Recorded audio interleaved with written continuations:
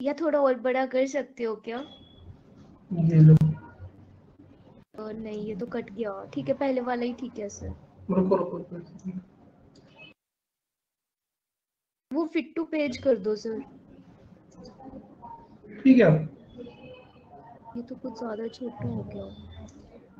अभी हाँ ठीक है सर।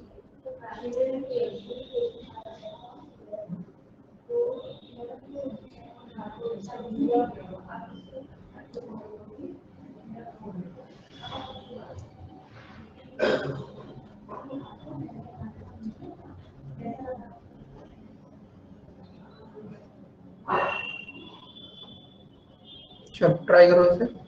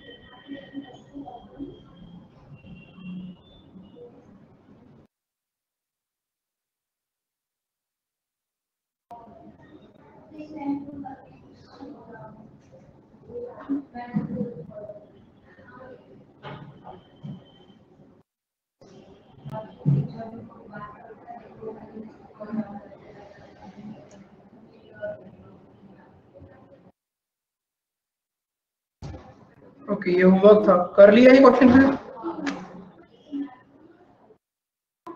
हो गया ये क्वेश्चन? किया तो है पर ये इसका आंसर गलत सा लग रहा थोड़ा, मतलब वेरीफाई करना है एक बार। ठीक है, तो डिस्कस करें फिर से। Yes sir. चलो ठीक है, डिस्कस करते हैं फिर। ठीक है, मैं फुल कर रहा हूँ पेज, ठीक है ना, पेज फुल कर रहा हूँ। तो आप लोगों को अगर कोई क्वेरी हो ना, कोई डाउट हो या कुछ कहना हो तो आप अनम्यूट करके बोलना, ठीक है। चलो ध्यान से देखेंगे। 8 members A B C D E F G and H. A B C D E F G and H are sitting in a row facing north, but not necessarily in the same order. Good afternoon, sir. Good afternoon. No two successive members are sitting together according to alphabetical order. मतलब भी दे रखा है आपको that A does not sit with B. इसका मतलब ये है कि ना तो A और B, ना तो B और A, कोई भी कॉम्बिनेशन नहीं बनेगा इसमें से।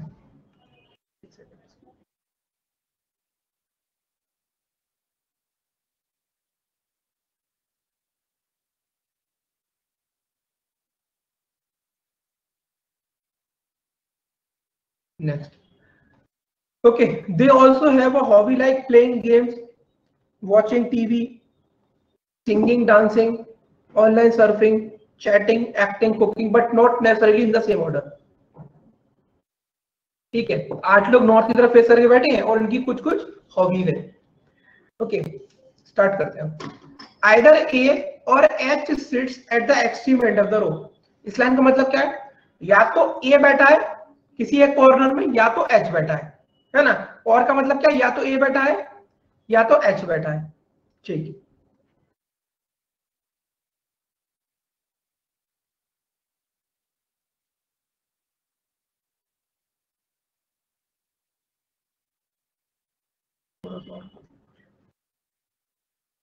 ठीक है।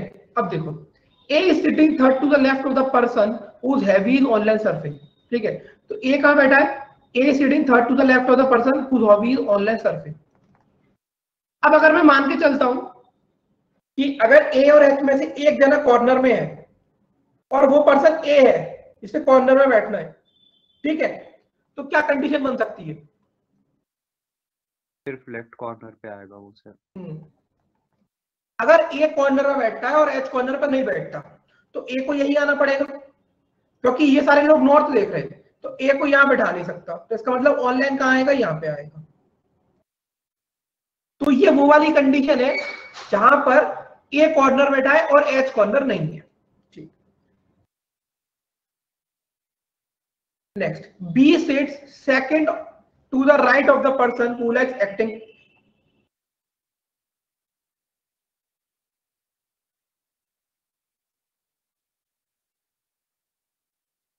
C sits second to the right of F.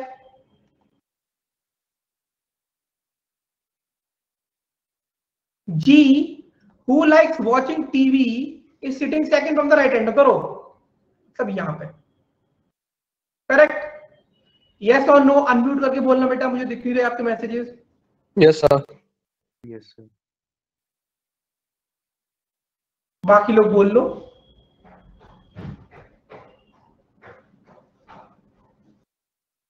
बोल लो भाई। सर बोलेंगे बोलेंगे। Yes sir. क्या मौन व्रत लिया है क्या आप लोगों ने आज? नहीं सर, अभी देख रहे थे। देख रहे हो? अच्छा यार कहाँ चला गया क्वेश्चन यार, ये रहा। कोई मैं इसको बड़ा ही कर लेता हूँ यहीं पे ही, स्क्रीन एडजस्ट करना थोड़ा सा।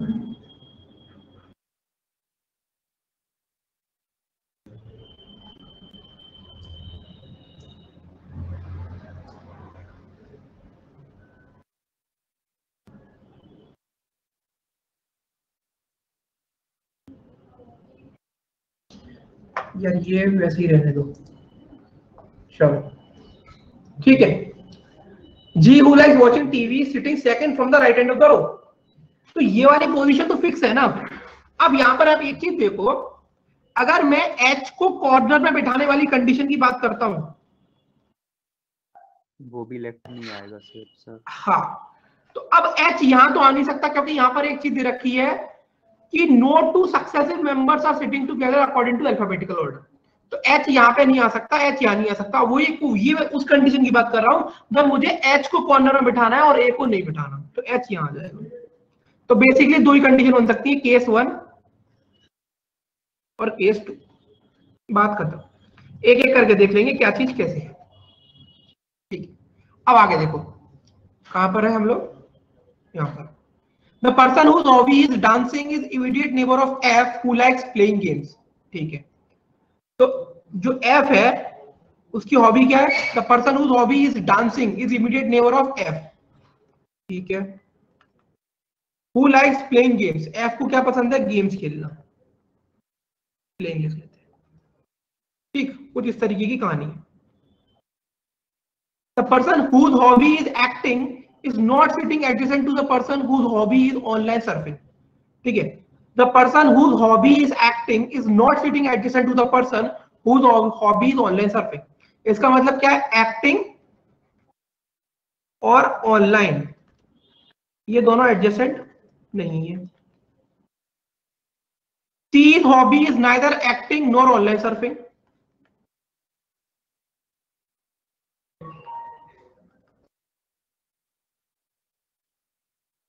ये भी नहीं है, ये भी नहीं है। D and E do not sit at any extreme end of the row. तो D और E यहां पर एंड है ना, यहां पर एंड है, तो दोनों के दोनों, कौन? दोनों के दोनों D एंड E ये दोनों कॉर्नर में हमें नहीं मिलेंगे। ठीक है, वन ऑफ द, कहां पर है? One of the immediate neighbour of H likes cooking. मतलब क्या है? H किसके बगल में बैठा है? कुकिंग के बगल में। One of the immediate neighbor of H likes cooking, and the one whose hobby is singing sits left end of the row. मतलब ये वाला एंड।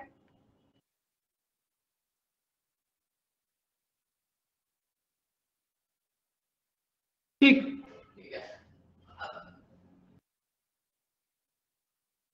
ठीक है। Neither H nor D likes acting, यही तो लिखा है यहाँ पे, H यही है।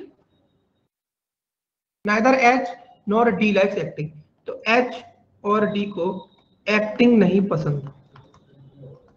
यहां तक समझ में आया? अभी ये बताओ पहले, जो डाटा लिखा है समझ के उतार के, ये चीज समझ में आई यहां तक? Yes sir. Yes sir.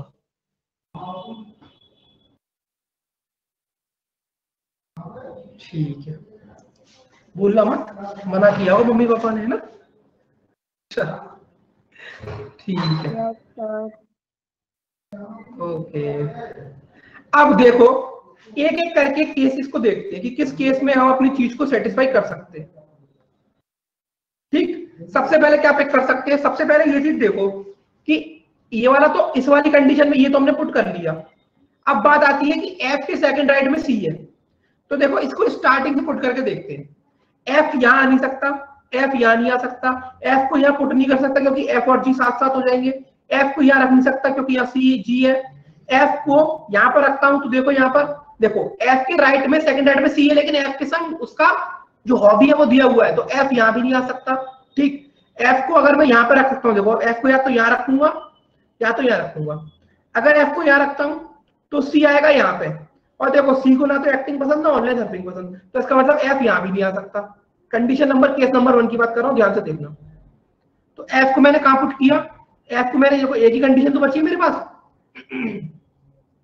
एक ही कंडीशन तो बची है एफ और सी को रखने की, बेटा बताओ।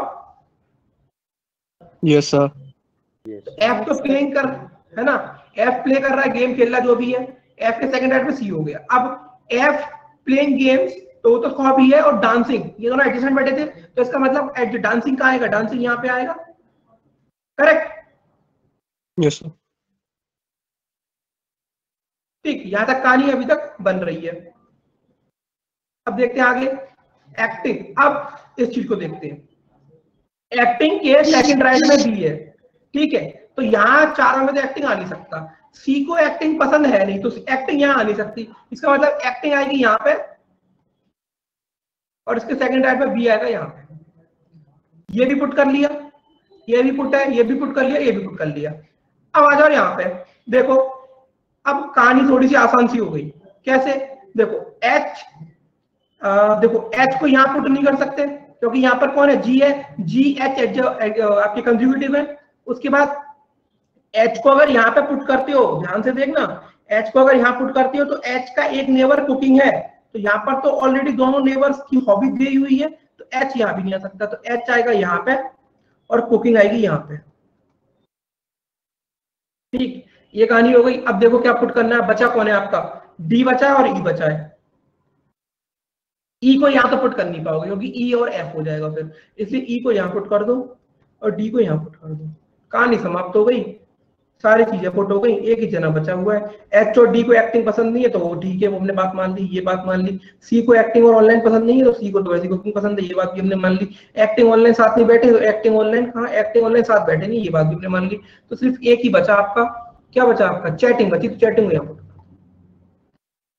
कोई चीज हमने गलत करी इसमें? कोई चीज हमने गलत करी इसमें? No sir. बता दो भाई बालिकाओं, बालकों, नहीं करी ना? तो दूसरा केस चेक करने की जरूरत है, बताओ करूं? नो सर, यही आ रहा था बस, पता नहीं मेरा ये कुछ सर मिस ई हो का रहा था बस। एक्टिंग कैसे पता चला कि एक्टिंग है? ई का एक्टिंग कैसे पता चला? थोड़ा सा पीछे जाओ, मुझे दो लोग नहीं मिल रहे थे ना, डी और ई नहीं मिल रहे थे ना उमंग, हम्म। तो एक बार बताओ, ई को मैं यहाँ पुट करता हूं अगर, तो ये ई और एफ एडजस्टेंट नहीं हो जाएंगे? मतलब ई और एफ अल्फाबेटिकल ऑर्डर में कंसेक्यूटिव है, इन्होंने मना कर रखा है ना। सर उनकी उनकी पोजीशन समझ आ गई मुझे, लेकिन वो एक्टिंग उनको कैसे मिला? मैंने बी को एक्टिंग दिया था। बी को एक्टिंग दिया है, रुक जाओ अभी, यहाँ पर एक चीज थी, एक सेकंड रुक जाओ, यहाँ पर एक्टिंग के सेकंड राइट में बी था, तो इसलिए यहाँ पर एक्टिंग आया है। ओ हाँ ठीक है सर, ठीक है, यस सर। ये वाला जो केस है ये सक्सेसफुल बन चुका है, इसलिए इसको बनाना मतलब बी वाले में सर मानने के बराबर है। मतलब क्यों बनाना, तब हो गया कंडीशन सेटिस्फाई पहले में तो, ठीक है।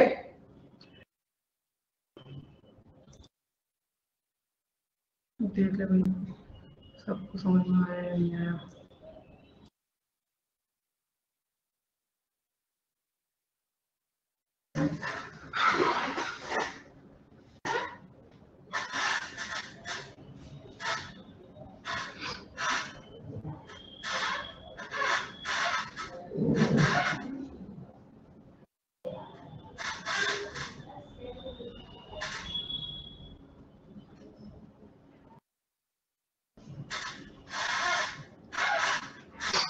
ठीक है, चलो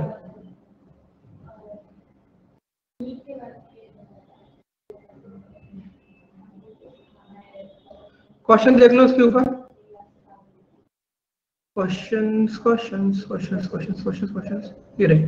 Which of the following member is sitting sixth to the right of the second from the right end of the row? Which of the following member is sitting sixth to the right of second? एक minute, sixth to the right or the second from the right end of the row? ये तो Second काफी from the confusing है। second from the right end of the row ये हो जाएगा। जी हो इसके गया। सिक्स्थ राइट में कौन बैठा है? कोई नहीं बैठा यहाँ पे, चेयर ही नहीं है क्योंकि। None of these. समझ में आया? वहां पे चेयर ही नहीं है क्योंकि। Okay, yes sir, yes sir.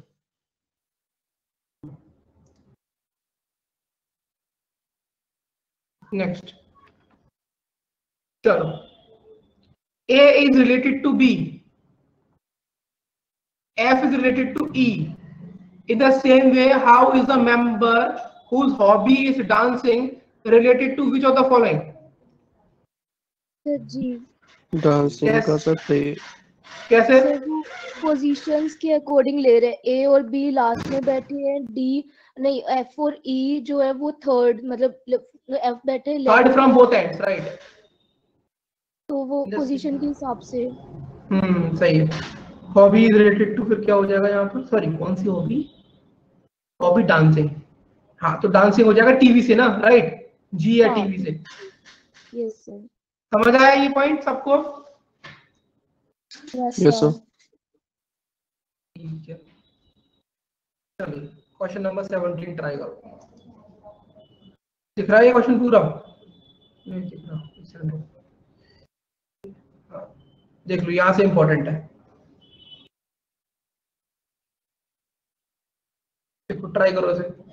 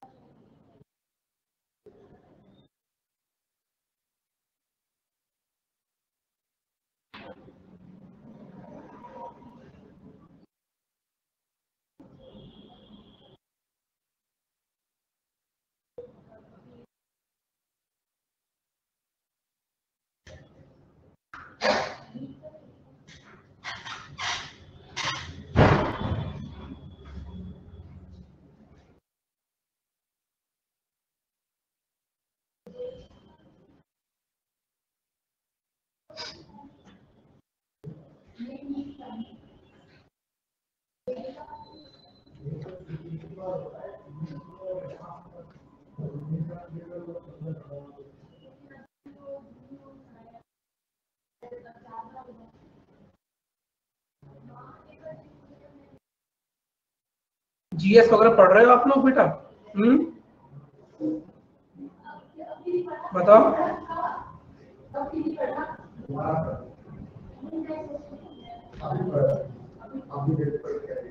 पढ़ते रहे ना। क्या पढ़ रहे हैं सर?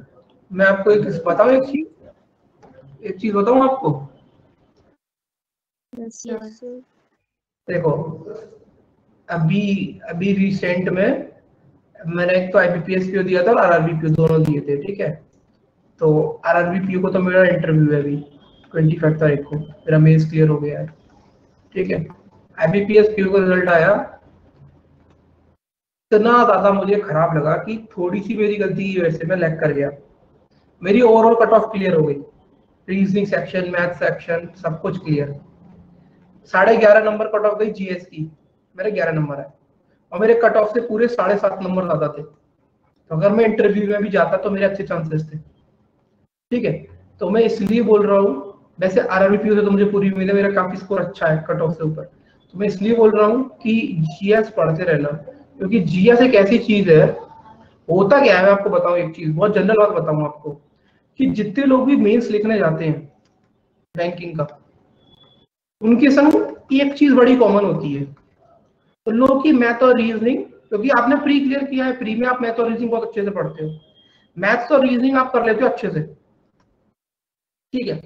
तो यहाँ पर मैथ और रीजनिंग का लेवल जब बहुत हाई होता है मेंस में, तो वहां सब बच्चे एक जैसे होते हैं, सब बच्चे एक जैसे होते हैं।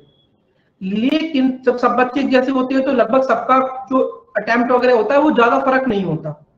लेकिन फर्क किसका पड़ता है? जीएस का पड़ता है। कैसे पड़ता है? जीएस आती है 40 नंबर की, इसमें जिसको नॉलेज है, जिसने पढ़ा हुआ है, वो 40 में से 30 भी कर सकता है, और जिसकी कमजोर रह गई वो 10 या 15 कर पाएगा। तो आप मैथ में सेम हो, रीजनिंग में सेम हो, इंग्लिश में सेम हो, तो दिक्कत क्या दे रहा है आपको? क्या किसको ऊपर लेके जा रहा है, क्या किसको नीचे लेके जा रहा है? वो जीएस का सेक्शन है, ठीक है। तो इस चीज का बहुत ध्यान रखना। और एक चीज और ध्यान से सुन लो, बैंकिंग अवेयरनेस है ना, जो बैंकिंग अवेयरनेस है, जो बैंकिंग वालों को बता रहा हूं, बैंकिंग अवेयरनेस को अच्छे से करना, रट्टा नहीं मारना आपको। जो उसके एक एक टर्म्स हैं, जैसे term deposit, fixed deposit, current account, savings account, सबकी जानकारी रटनी नहीं है, अच्छी नॉलेज होनी चाहिए। क्योंकि बैंकिंग अवेयरनेस के क्वेश्चन आपको कम से कम 10 क्वेश्चन देखने को मिलेंगे 40 में से, बाकी 20 नंबर का आपका 20 से 25 नंबर का करंट रहेगा, और ये करंट कैसा रहेगा? जो भी बैंकिंग से रिलेटेड होगा, ठीक है। और बैंकिंग एग्जाम देने जाने से पहले 6 महीने तक का आपको प्रॉपर तरीके से अच्छे से होना चाहिए। जितना आपका अच्छा होगा उतनी अच्छी आपकी स्कोरिंग होगी, और जितनी अच्छी स्कोरिंग होगी उतना आपका मेंस क्लियर करने के अच्छे चांसेस होंगे, ठीक है। याद रखना इस बात को। बाकी मैंने आपको अपने एक्सपीरियंस से बताया, ठीक है, ये गलती मत करना।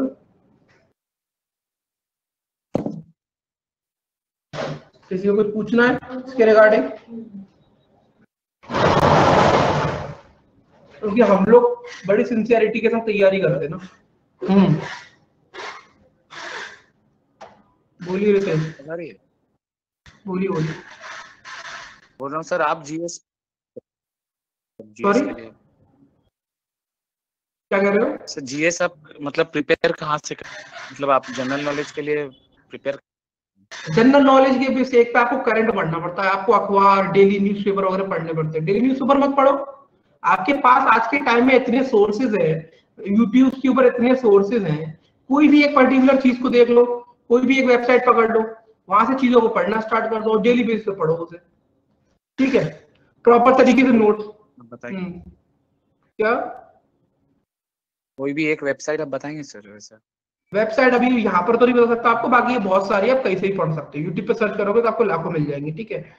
किसी को भी एक को ट्रस्ट करो, वहां से अपना पढ़ना स्टार्ट करो, ठीक है। और अखबार को भी देखते रहो, द हिंदू वगैरह पढ़ो, क्योंकि वो आपको इंग्लिश में भी प्रॉपर हेल्प करेगा, ठीक है।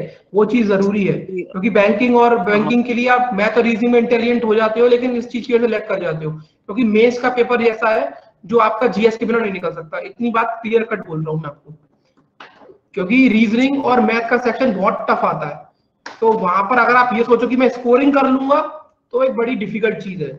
वहां पर स्कोरिंग आप ये समझो, सिर्फ इतना समझो कि अगर जैसे मैं रीजनिंग की सेक्शन की बात करूं, 60 नंबर का रीजनिंग आता है, ठीक है, 60 नंबर का।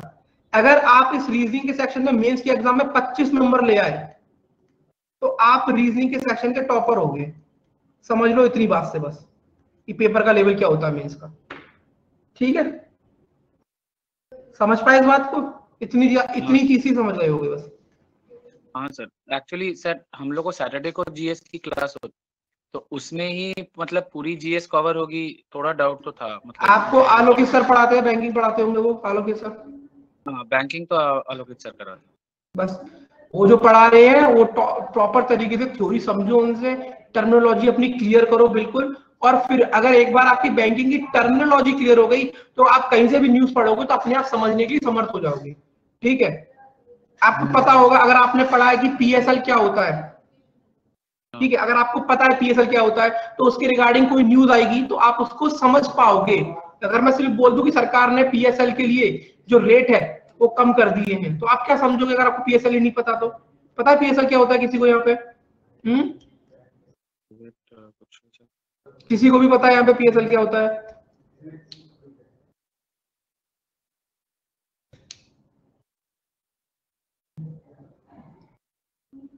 किसी को भी? अनिमेश, दीपक, इंदु, उमंग, रवनीत, स्वाति, किसी को भी पता है पीएसएल क्या होता है? नहीं सर। हाँ, तो अब नहीं पता, बोलो। पीएसएल सर वैसे याद तो आ रहा है सर, ये शायद वो क्या कहते हैं जो वो होती है ना अपनी फाइनेंस से रिलेटेड जो चीज कैलकुलेट करके रखती है सर, वो देखो पीएसएल होता है प्रायोरिटी सेक्टर लेंडिंग। ठीक है, ओके। सरकार ने जो कुछ बैंकें बनाई थी ना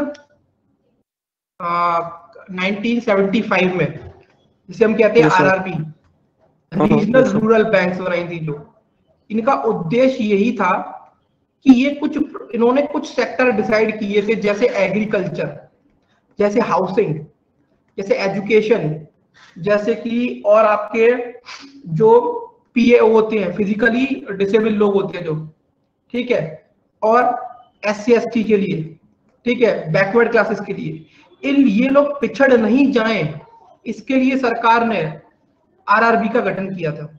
इस आरआरबी बेसिकली फोकस क्या करता है कि जो पीएसएल है इस पर ध्यान दे, क्योंकि आरआरबी को भी जितना मनी अलोकेट होता है उसमें से 75% जो लोन है, जो लैंडिंग है, वो आरआरबी है वो इन सेक्टर्स को देती है। इसे बोलते हैं प्रायोरिटी सेक्टर लैंडिंग की। ये जो आरआरबी का जो गठन हुआ था, इनका उद्देश्य ये था कि जो हमारी नेशनलाइज्ड बैंक्स है, 11 नेशनलाइज्ड बैंक्स है और एक आपकी एसबीआई है, ये लोग बेसिकली ये ध्यान देते थे कि बड़े बिजनेस ऑर्गेनाइजेशन जो इनको अच्छा इंटरेस्ट दे सके, अच्छा बड़ा रेट पे इंटरेस्ट दे सके। तो ऑब्वियस ही बात है कि अगर मुझे कोई ज्यादा रेट पे इंटरेस्ट दे रहा है तो मैं उसी को लैंडिंग दूंगा भाई। तो फिर इनका क्या होगा? ये थोड़ी ना मुझे दे पाएंगे 7-7, 8% का ब्याज, ये तो दे नहीं पाएंगे। तो इनके लिए सरकार ने बोला कि इनको भी साथ में लेके चलना है, इसलिए इसे बोला जाता है प्रायोरिटी सेक्टर लैंडिंग। जितनी भी नेशनल बैंक होती है और जो एसबीआई होती है वो सिर्फ 40% तक ही प्रायोरिटी सेक्टर को लैंडिंग देती है, लेकिन आरआरबी वगैरह जो होती है ये 75% तक लैंडिंग देती है।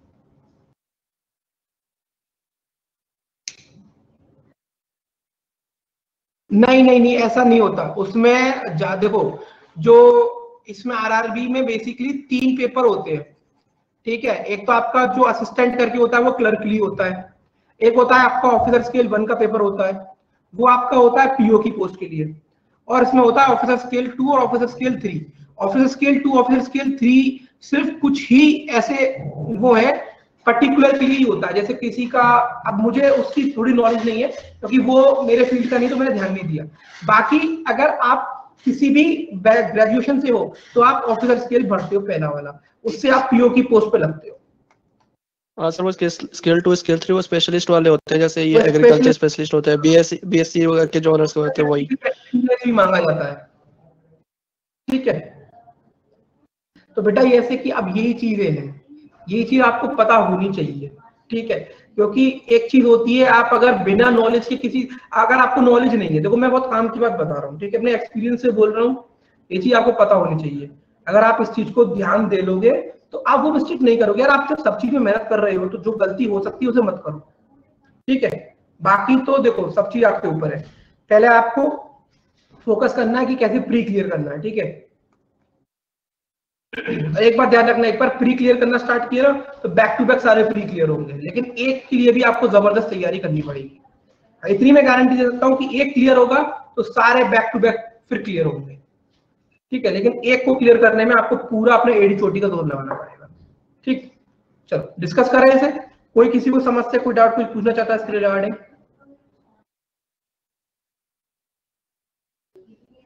सर प्री में और फिर मेन में तो स्ट्रेटेजी अलग हो जाती है ना सर? कोई स्ट्रेटेजी अलग नहीं होती, आपको स्ट्रेटेजी बनाने का टाइम ही नहीं होता, पहली बात 25 दिन का गैप होता है बस।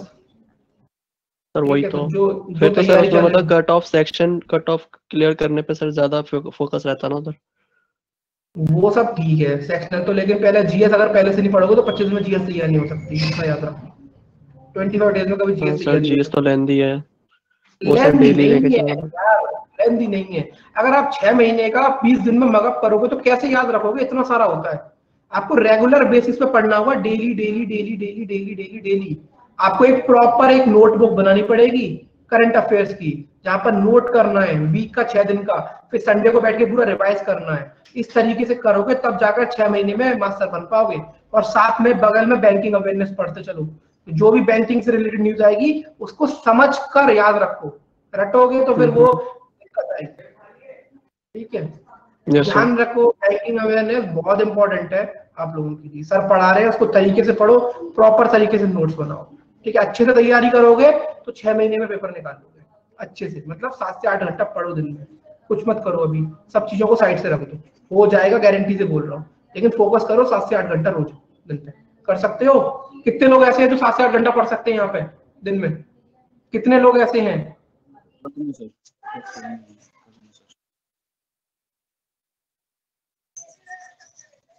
7 से 8 ऑन द रेगुलर बेसिस, ठीक है। ऐसा नहीं एक दिन पढ़ लिए 2 दिन नहीं पढ़े, करना होगा आपको, क्योंकि इतना कंपटीशन है, आप सरवाइव नहीं कर सकते अगर आप अपने आप को प्रॉपर टाइम नहीं देते। टू बी वेरी ऑनेस्ट, सच्चाई बता रहा हूँ, सरवाइव करना है तो एड़ी चोटी का जोर लगाना ही पड़ेगा। और उसके बाद फिर आपकी किस्मत, किस्मत का खेल तो होता ही है, लेकिन वो किस्मत का खेल तब आएगा जब आप मेंस क्लियर करके इंटरव्यू वगैरह देने जाओगे, ठीक है। अगर आप वहां तक नहीं पहुंचते तो मतलब आपका एड़ी चोटी का जोर कमजोर पड़ गया, ठीक है भाई। सर किया है सर किसी भी लाइक किसी भी बैंक के लिए या कुछ? क्या कह रहे हो सर? आपने इंटरव्यूज में गए, मतलब इंटरव्यूज? ये मेरा एक्चुअल में क्या है, इससे पहले मैं आपको भी बताता हूँ, मैं वैसे भी इंडियन रेलवे में सिलेक्टेड रहा हूँ 2018 में, ठीक है। तो उसके बाद से पहले तो मेरा फोकस वहीं था, क्योंकि वो प्रोसेस चलने में 2.5 साल लगा था मुझे पूरा, ठीक है। प्री निकाला, मेंस निकाला, साइकोलॉजिकल टेस्ट हुआ, मेडिकल हुआ, उस सब में 2.5 साल लग गया। सेलेक्टेड हुआ, उसके बाद सारा प्रोसेस रुक गया वहाँ का कोविड की वजह से, तो अभी तक रुका हुआ है, ठीक। उसके बाद मैंने लास्ट ईयर से ही बैंक की एग्जाम देना शुरू की, प्रिपरेशन में पढ़ा तो मैं काफी टाइम से रहा हूँ।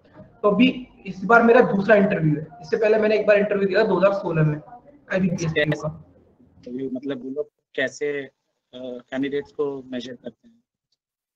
देखो बेसिकली उनका काम होता है, ज्यादा ऐसा कुछ टफ नहीं रखते, ठीक है। वो 20 बार में एक बार इंटरव्यू इस बार मेरे को देके आता हूँ 25 तारीख को, उसके बाद एक सेशन रखेंगे इंटरव्यू एक्सपीरियंस का। तो सबको जितने बैंकिंग स्टूडेंट है उनको मैं सबको वहां पे बुलाऊंगा, ठीक है। पूरा एक्सपीरियंस शेयर करूंगा, कैसे क्या रहा, क्या उन्होंने पूछा, क्या पहन के जाना चाहिए, क्या पहन के नहीं जाना चाहिए, वो सब हम डिस्कस करेंगे, ठीक है भाई। अनिमेश, इंदु, निवेदिता, पूर्वी, रवनी, नितेश, स्वाति, उमंग, ठीक है। तो समझ में आया क्या करना है क्या नहीं करना। देखो being a teacher, being a faculty में आपको ये चीज बता सकता हूँ कि क्या गलती नहीं करनी जो मुझसे हुई है, ठीक है। बाकी मेरा आईबीपीओ निकला, अगर वो भी होता तो कोई दिक्कत नहीं है, पीओ बनना है ना तो वो कैसे भी लग जाएंगे कहीं से भी। बट ये कि आईबीपीएस पीओ भी निकलता तो मेरे पास 2 अपॉर्चुनिटी होती। वो क्यों नहीं निकला? क्योंकि जीएस सेक्शन मेरा रह गया, ठीक है। तो इसलिए बोल रहा हूँ जीएस सेक्शन पे भी वर्क करना है आपको, ठीक है। चलो इस क्वेश्चन को कर लेते सॉल्व। ज्ञान की बातें हो गई, बट मुझे लगा आपके लिए इंपॉर्टेंट है, इसलिए मैंने आपको बताई ये सब चीजें, ठीक है। आप लोग तभी जानोगे जब आपको पता चलेगा कि क्या चीज नहीं करनी चाहिए और क्या चीज करनी चाहिए, ठीक है। there are two square fields of different size such that larger one is surrounding the smaller field.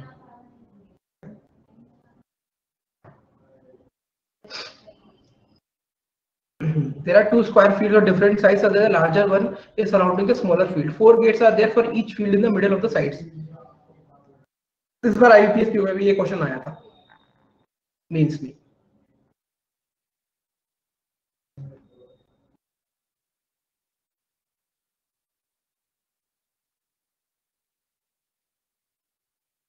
इस तरीके से 4 गेट्स हो गए. कितने लोगों ने सॉल्व कर लिया ये? मेरा हो गया सर. हाँ सर मेरा भी हुआ. ठीक है. 8 people ABCD. ठीक है. 8 people ABCD EF GH are standing at different gates but not necessarily in the same order, same sequence. The person who are on the sides of larger park is facing center. ये वाले लोग कहाँ देख रहे हैं? अंदर. ठीक है. The person who are at the side of smaller park facing outside.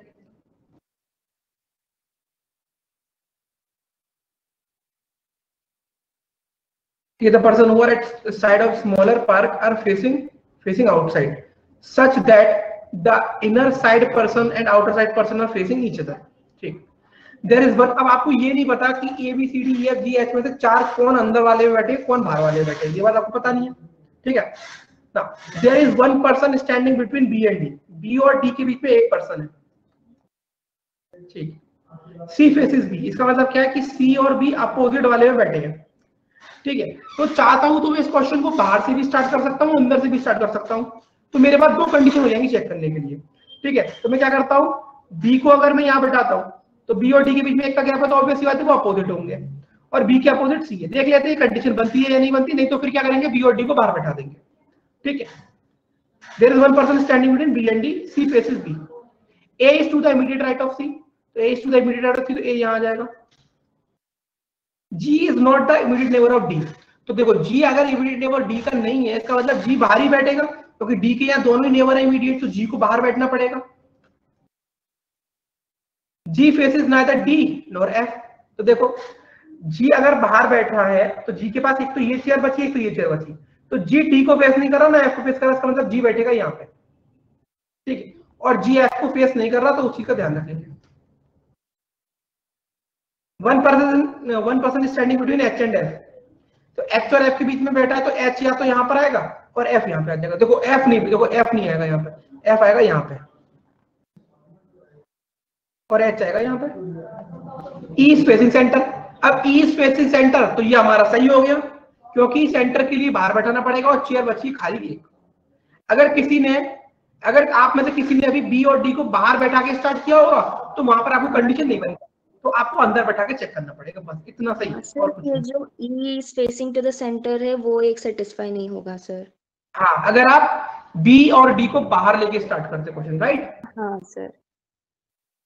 ठीक, समझ आ गया. मैंने तो लास्ट कंडीशन से शुरू किया था, मतलब E फेसिंग इनसाइड है ना, और फिर B और D के बीच में एक का गैप है और H और F के बीच में एक का गैप है, मतलब अपोजिट साइड्स पर आएंगे. तो वो बाहर वाले केस में तो होने से रहा, तो दोनों अंदर ही है ये पेयर.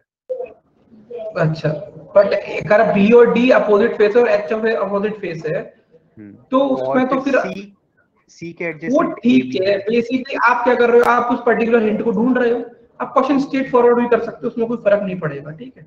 चल, मतलब पहले इससे बहुत ज्यादा कंडीशंस लग रही थी तो फिर वेट कर रहे थे. नहीं, 2 ही कंडीशन लगेगी ज्यादा से ज्यादा. मैक्स टू मैक्स 2 कंडीशन में आप क्वेश्चन को कर सकते हो. ठीक है. चलो, which of the following persons are facing to each other. कौन देख रहा है? BD नहीं, EB नहीं, FH नहीं, DE देख रहा है ना, AH नहीं देख रहा, DE. D और E. DE सर, G और H भी तो एक दूसरे को देख ही रहे हैं. G और H ऑप्शन है कहाँ, लेकिन ओके सर. ठीक. चलो, 4 of the following are alike in a certain way based from a group. Which one of the following does not belong to that group? E and F. Okay. C and H. Okay. D and A. Okay, FCBH, तो BH correct होगा क्योंकि बाकी सारे opposite में बैठे हैं, मतलब एक अगर अंदर है दूसरा बाहर है इन चारों केसेस में, और ये दोनों एक ही स्क्वायर के अराउंड बैठे हैं, या तो अंदर वाले के B और H अंदर वाले के स्क्वायर के अराउंड बैठे हुए। ठीक, चलो ठीक है, क्लियर है ये वाला क्वेश्चन। क्वेश्चन नंबर 18 ट्राई करो सर।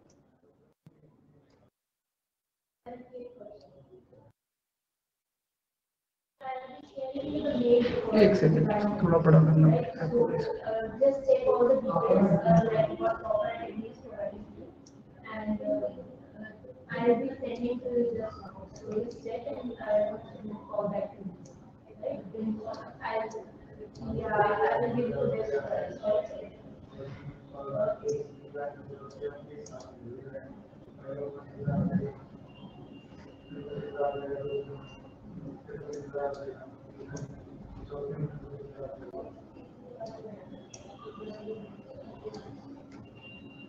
ठीक है, दिख रहा है क्वेश्चन क्लियरली।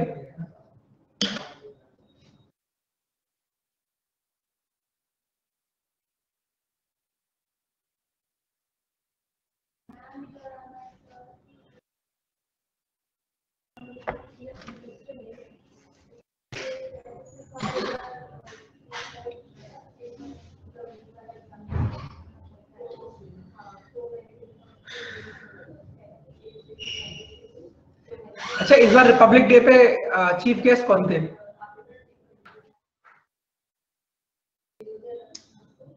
कौन बताएगा? सर नाम याद नहीं आ रहा, पर वो आ नहीं पाया ड्यू टू कोविड। नाम याद नहीं आ रहा। हाँ, तो आए नहीं तो चीफ गेस्ट कैसे हो गए? कोई नहीं आया इस बार। नहीं था, और कोई कंट्री के आने वाले थे, नहीं कोई सर, प्राइम मतलब मिनिस्टर आने वाले थे बट आए नहीं। सर जो भी सॉरी सर, नहीं, जो बिडेन नहीं आने वाले थे, इंग्लैंड के प्राइम मिनिस्टर आने वाले थे, यूके Yes. के, हाँ। वो नहीं आए। और ये ऐसा अभी तक इंडिया के इतिहास में पहली बार ऐसा हुआ है कि रिपब्लिक डे वाले दिन कोई भी चीफ गेस्ट नहीं था। बहुत बढ़िया। अच्छा, तो इतना पता है तो ये भी पता हुआ कि कौन से टैब्लू को फर्स्ट प्राइज मिला है रिपब्लिक डे पे? टैब्लू परफॉर्मेंस होता है ना, सारी स्टेट्स की झांकी आती हैं। सर वो यूपी। हाँ सही है। किसको मिला है? अयोध्या राम मंदिर की Correct, जो very रैली good. थी। हाँ, वो यूपी को मिला है।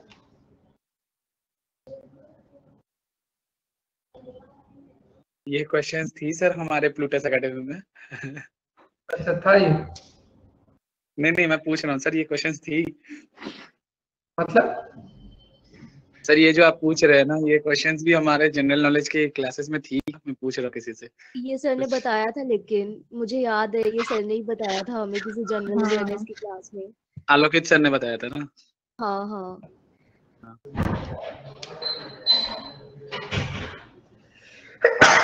सॉरी।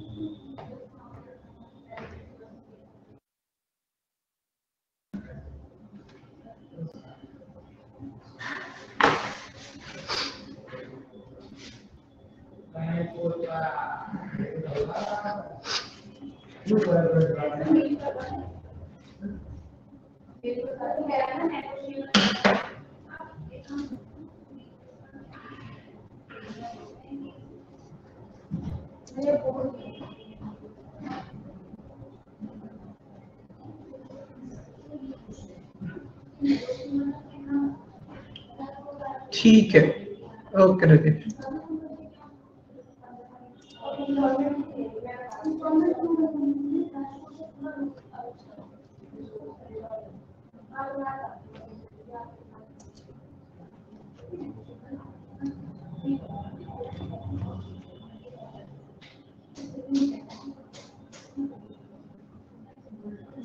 प्रैक्टिस कर रहे हो आप लोग? स्टार्ट किया आपने ऐसे सिटिंग अरेंजमेंट वगैरह की कहीं से भी आपने प्रैक्टिस स्टार्ट की है आप लोगों ने? Yes sir. एप्लीकेशंस थी ना, केवल एप्लीकेशन। ठीक है, अभी आज मैं आपको एक काम करता हूँ, क्योंकि अभी हम लोगों ने काफी क्वेश्चंस प्रैक्टिस कर लिए, तो आज मैं आपको वर्कशीट प्रोवाइड करवा दूंगा, ठीक है? उसमें अराउंड 55 क्वेश्चंस है, ठीक है? तो उनको प्रैक्टिस कर लेना, ठीक है? क्योंकि मुझे लगता है आप शेयर कर देनी चाहिए, ठीक है? चलो एक काम करो, ये वाला क्वेश्चन का आप लोग कर रहे हो, इसको भी करना, क्वेश्चन नंबर 18 को। मैं आपके साथ एक क्वेश्चन का स्क्रीनशॉट और डिस्कस कर लेता हूँ, उसके बाद ये दोनों क्वेश्चन हम लोग नेक्स्ट क्लास में डिस्कस कर लेंगे, ठीक है? चलो क्वेश्चन नंबर 19, एक सेकंड रुकना, थोड़ा सा दिख रहा है ना क्वेश्चन 19? Yes sir. इसका स्क्रीनशॉट ले लो, ठीक है? 18 और 19 दोनों क्वेश्चन हम लोग नेक्स्ट क्लास में डिस्कस करेंगे, ठीक है? उम्मीद कर रहा हूँ आप लोगों को सिटिंग अरेंजमेंट अच्छे से करना आ रहा है, बनाना आ रहा है। Yes sir. सर 18 दिखाना एक बार।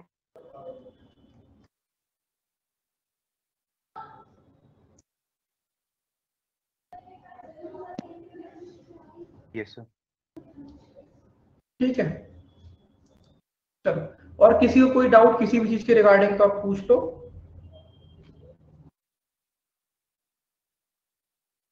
सर ये हर बार 2 केसेस बना के ही देखने पड़ते हैं क्या? देखो अब यहाँ पर मैं एक चीज आपको बहुत क्लियरली बता दूं, यहाँ पर कोई चीज कोई रूल नहीं है, ठीक है? कोई आपका प्री रिक्विजिट नहीं है, बस यहाँ पर एक चीज याद रखो, आपको अपने आप को आपको बेसिकली क्वेश्चन के अकॉर्डिंग आपको क्या करना पड़ता है, बिहेव करना पड़ता है। 2 की रिक्वायरमेंट है, 2 से जाओ, 1 से हो सकता है 1 से जाओ, ठीक है? इसलिए यहाँ पर बेटा बोला जाता है कि कोई भी चीज ऐसी नहीं है कि आपको मैं रूल्स बताऊं, ये कोई रूल नहीं है कि हमेशा 2 बनेगा। क्वेश्चन 1 से भी हो जाता है, कभी कभी 2 की रिक्वायरमेंट भी होती है, ठीक है जी? बस ये था कि टाइम ज्यादा वेस्ट हो जाएगा ना, क्योंकि 2 कंडीशन सेटिस्फाई करने पड़ते हैं, इसीलिए। तो आप एक चीज बताओ मुझे, अभी आप एक बार बताओ, जो क्वेश्चन नहीं हो सकता है कंडीशन, वो आप कैसे करोगे? यहाँ पर बात टाइम वेस्ट की नहीं है, बात ये है कि आप कितनी प्रैक्टिस करते हो। मैं उन्हीं 2 क्वेश्चंस को 2 कंडीशन से 2.5-3 मिनट में सॉल्व कर सकता हूँ, उसी क्वेश्चन को 1 मिनट में 1.5-2 मिनट में सॉल्व कर सकता हूँ। यहाँ पर टाइम वेस्ट नहीं होता, यहाँ पर क्वेश्चन की लेवल पे डिपेंड करता है, ठीक है? आप यहाँ पर ये सोचो कि आप बैंकिंग में 100 नंबर लाओगे, तो वो लाना उसकी जरूरत ही नहीं है। प्री की कट ऑफ भी 57, 58, 60 जाती है, तो क्यों जाती है? क्योंकि वहां पर पेपर ये नहीं और एग्जाम पेपर की तरह नहीं है जो इजी सेट होता है, पेपर का लेवल ही डिफिकल्ट सेट होता है, ठीक है? तो आपको टारगेट करना है कि आप जो कर रहे हो उसे एक्यूरेसी के संग करना है, ठीक है? अगर आप 70% पेपर करते हो तो भी आप वेल एंड गुड हो, आप इन हो पेपर में, ठीक है? और वहीं पे क्लियरली बोल रहा हूं, अगर वहीं पे आप मेंस में 40-45% मार्क्स लाते हो तो आप वेल अबव एवरेज हो। समझ में आया? ये क्लियर बोल रहा हूँ। 200 में से अगर आप 85-90 मार्क्स लाते हो IBPS पीओ SBI पीओ में, तो आप आराम से निकल जाओगे। तो कट ऑफ ही जाती है 70-71 उनकी, ठीक है? ठीक है, चलो, और भी दिक्कत कोई परेशानी किसी को? उमंग, स्वाति, रितेश, रवनीत, पूर्वी, निवेदिता, इंदु, दीपक, निमेश। सर कोई टिप RBI ग्रेड बी के लिए? RBI ग्रेड बी के टिप्स देखो, सेम चीज है, उसका भी पैटर्न क्या है, उसमें भी आपका रीजनिंग सेक्शन है, मैथ सेक्शन है, आपका GS सेक्शन है, इंग्लिश है, ठीक है? उसके लिए भी यही चीज है कि देखो, जो चीज दी जा रही है उसको प्रॉपर तरीके से तैयार करो, ठीक है? देखो 4 जगह भागने से अच्छा है कि एक जो चीज आपके पास है ना, उसे प्रॉपर तरीके से करो, वो चीज बेस्ट है, ठीक है? वापस से भी एक ही बात बोलूंगा, चाहे RBI ग्रेड बी का पेपर हो, वहां पर भी अगर आपका GS सेक्शन बैंकिंग अवेयरनेस अच्छा है तो वो आपको अच्छा करना पड़ेगा, तो उसमें क्या होगा, आप कम समय में ज्यादा मार्क्स ला सकते हो, ठीक है? बाकी रीजनिंग और मैथ में तो सभी स्टूडेंट्स जो अच्छे लेवल के हैं, जो अच्छी तैयारी करके आए, वो सब एक जगह ही पाए जाएंगे अपने आप को। सिर्फ ज्यादा से 1 या 2 का फर्क आएगा। फर्क कहाँ पे आता है? GS सेक्शन में, क्योंकि किसी की GS अगर अच्छी है तो वो 10 मिनट में 30 नंबर ला सकता है, किसी की बेकार है तो वो 10 मिनट में बेचारा 10 नंबर या 11 नंबर ही ला पाएगा। तो फर्क कहाँ पे आ रहा है? कहाँ पे फर्क आ रहा है? GS ही फर्क क्रिएट कर रही है, याद रखो इस चीज को, ठीक है? स्टैटिक जीके का कितना पार्ट होता है? जैसे 80 क्वेश्चंस आते हैं RBI ग्रेड बी में, वो 80 से मतलब अराउंड कितने परसेंट की स्टैटिक जीके आती है और कितने करंट अफेयर्स? करंट आपका 80% रहेगा। ओके, तो मतलब और स्टैटिक उस जीके ना भी करे तो चलेगा, पर करंट नहीं अफेयर्स उसके पीछे मत भागना, स्ट्रेटेजी के याद कर करके पागल हो जाओगे, लेकिन वो कवर नहीं होगी कभी जिंदगी में। एग्जैक्टली सर, वो बहुत ज्यादा है, मुझसे मतलब याद ही नहीं रहते और इतना सारा कुछ है, तो देखो मैं वही सोच रही थी कि जैसे कि आपको अगर स्टैटिक पढ़ना है तो स्टैटिक पढ़ो आरबीआई के बारे में, स्टैटिक पढ़ो बैंकिंग का इतिहास पढ़ो, बैंकिंग का हिस्ट्री पढ़ो, ठीक है, आरबीआई का हिस्ट्री पढ़ो, वो स्टैटिक पढ़ो, क्योंकि वो आपके एग्जाम में अगर स्टैटिक आता है तो वो पूछेगा। फालतू में कहीं की नेशनल पार्क याद करने मत बैठ जाना, कहीं की भी मत ओके करना, सर, डैम से टाइम वेस्ट है, वो टाइम वेस्ट। ठीक है सर। प्रॉपर अपना बैंकिंग अवेयरनेस करंट पे फोकस करो पूरा, 80 में से 60-65 क्वेश्चन की रीच बन जाएगी, ओके सर, ओके। वो मोड़ और लेना पड़ेगा। इसका जो रीजनिंग वगैरह का लेवल होता है वो पीओ जितना ही होता है या मतलब हाँ थोड़ा इसका हार्ड होता नहीं, पीओ जितना ही रहेगा, एसबीआई पीओ जितना लेवल रहेगा। है? ओके, ठीक है सर। डिलीट कर दो उसे हिंदू, कोई फायदा नहीं है। किसको? हिंदू बोल रही है, मैंने तो पार्क की पीडीएफ डाउनलोड कर ली, नेशनल पार्क की। वो मुझसे हुए ही नहीं याद, मैं देख के पागल होगी, वो मैंने अभी आपके संग दिक्कत नहीं है, वो हर किसी के संग दिक्कत यही है, वो आप सिर्फ आप स्टूडेंट ऐसे नहीं हो, हर स्टूडेंट, इवन हम सब लोग एक जैसे, यार कौन याद रखता है इतना स्टैटिक। अच्छा ठीक है, एक चीज है, अभी जैसे कि पार्क की बात आ रही है, ठीक है, तो एक बात याद रखो, आप बैंक जो भी एग्जाम कंडक्ट करा रहे हैं वो इतनी बेवकूफ नहीं है कि वो कुछ भी कहीं से उठा के पूछ लेते हैं। अगर वो कोई भी स्टैटिक भी पूछते हैं ना तो वो करंट से रिलेटेड होता है, ये बात मैंने पहले भी बोली है, ठीक है। अगर कहीं पे जैसे कि आगरा, इस समय आगरा की जो कीटम झील करके है उसे इसमें इंक्लूड किया गया है अभी, इसमें जो होता है हमारा, इसे क्या बोलते हैं मुझे एग्जैक्टली याद नहीं आ रहा वर्ड, वो जो राम सरोवर वगैरह ये सब वेटलैंड्स में, आगरा की कीटम झील को वेटलैंड में इंक्लूड किया गया है, ठीक है। तो अब क्या है, उस झील के बारे में उसमें पूछ सकते हैं, जैसे कि किसी कोई आपका नेशनल पार्क है, ठीक है, उसमें कोई नया जानवर दिखाए या जो ऐसा जानवर दिखा जो एक्सटिंक्ट होने वाला है, तो उसकी न्यूज आई कि ऐसा जानवर पाया गया, अब वो नेशनल पार्क इंपॉर्टेंट हो जाता है कि वो कौन सी स्टेट में है। तो बेसिकली आपका स्टैटिक भी कवर होता है, स्टैटिक में पूछता वो है जो करंट से रिलेटेड है, तो वो कवर आपका हो जा रहा है। कहां से कवर हो रहा है? जब आप करंट पढ़ रहे हो, बस थोड़ा करंट को इसलिए करंट को ध्यान से पढ़ो, और ऐसा ही होता है 99% केसेस में जो भी स्टैटिक पोर्शन में क्वेश्चन आते हैं वो करंट से रिलेटेड ही आते हैं, ठीक है। ठीक है अभी सर। जैसे कि कहीं पे कोई एयरपोर्ट है फुल्ली, वो 100% सोलर से पैरालाइज हो चुका है, ठीक है, कोई एयरपोर्ट, तो वो न्यूज में आएगा कि इंडिया का ये पहला एयरपोर्ट बन गया जो 100% सोलर पैरालाइज हो चुका है। अब वो एयरपोर्ट कौन सी स्टेट में है, वो एयरपोर्ट का नाम किसी लेजेंड के बेस पर रखा गया, तो वो कौन है, ये हो जाता है स्टैटिक पार्ट, सर ठीक आपको है। याद है ये, मुझे बताना प्लीज, ये मैंने पढ़ा तो था कहीं, ऐसा कुछ हुआ था। अभी एग्जैक्टली मुझे भी नहीं याद, मैं तो बस आपको एग्जांपल दे रहा हूँ ठीक है। तो ये इसी तरीके से करंट को रिलेट करके पढ़ो तो ज्यादा फायदे में रहोगे, ठीक है। हाँ बताओ। Thank you. ठीक, ओके वेलकम, ठीक है। मत करो यार याद, डेज मत थैंक यू करो, सर। एक आध क्वेश्चन के लिए अपने आप को इतना तंग मत करो, ठीक है। टारगेट करो कि 80 में से 50-55 क्वेश्चन करने हैं, वो कैसे बनेंगे उस पर फोकस करो। ये एक आधा क्वेश्चन आएंगे, इसके चक्कर में फीवर आ जाएगा आपको, तबीयत खराब हो जाएगी, मत करो ये सब, ठीक है। चलो bye bye. Thank you sir.